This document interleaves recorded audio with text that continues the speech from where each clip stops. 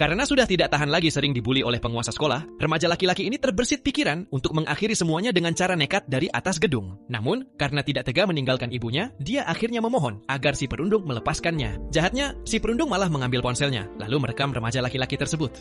Sebentar lagi, video saat aku mengencingi wajahmu ini akan kukirim ke rumahmu, ke ibumu yang janda itu. Andi takut ibunya melihat video tersebut. Dia tidak ingin ibunya tahu bahwa putranya disebut pengecut di sekolah. Akhirnya, dia memilih untuk mengambil langkah yang tak bisa ditarik kembali. Diiringi suara dentuman keras, kertas-kertas ujian di dalam tas Andi berserakan di tanah. Sementara dia sudah tidak bergerak lagi. Hal ini seketika membuat ketiga perundung tersebut panik. Ketua geng itu, Johnny, tidak tahu harus berbuat apa. Dia melemparkan tanggung jawab kepada anak buahnya, Alex. Karena Alex lah yang memanggil Andi ke gedung terbengkalai ini. Karena takut diminta pertanggungjawaban, ketiganya berniat melarikan diri. Namun tepat saat mereka hendak pergi, Alex tiba-tiba menyadari kaki Andi bergerak. Dia mengeluarkan ponsel dan dengan gemetar mencoba menelpon panggilan darurat. Namun sebelum panggilan tersambung, ponselnya langsung direbut paksa oleh Johnny. Apa yang kamu lakukan? Telepon polisi? Mau cari masalah ya? Johnny menendang Alex hingga tersungkur, lalu mengambil tongkat dan menghajarnya berkali-kali. Dia merasa jika mereka pergi, tidak akan ada yang tahu bahwa mereka pelakunya. Jika mereka menelepon, polisi pasti akan mencurigai mereka. Kalau dia nggak kenapa-kenapa, cuma cacat, keluarga miskin itu bakal menuntut. Ayahmu pun nggak akan sanggup bayar ganti ruginya. Kamu sanggup bayar? Di bawah ancaman Johnny, Alex membatalkan niat untuk menelepon.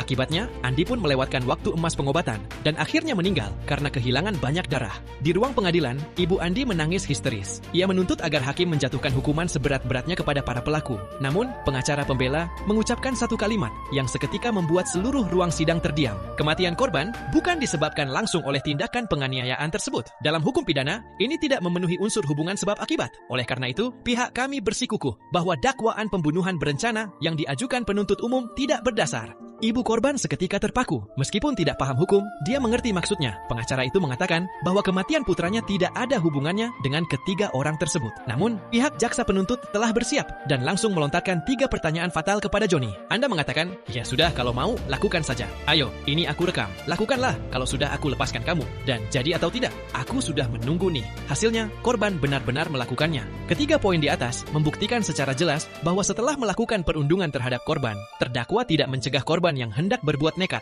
melainkan justru memprovokasi dengan kata-kata untuk terus melakukan aksi tersebut. Namun, karena ketiga pelaku masih di bawah umur, berdasarkan undang-undang, hukuman mereka harus diringankan atau dikurangi. Pada akhirnya, ketiganya dijatuhi hukuman 5 tahun penjara. Saat Johnny digiring keluar dari ruang sidang, wajahnya justru menunjukkan sebuah senyuman. Itu bukan senyuman ketakutan, melainkan senyuman yang membuat orang merasa seolah-olah dialah pemenangnya.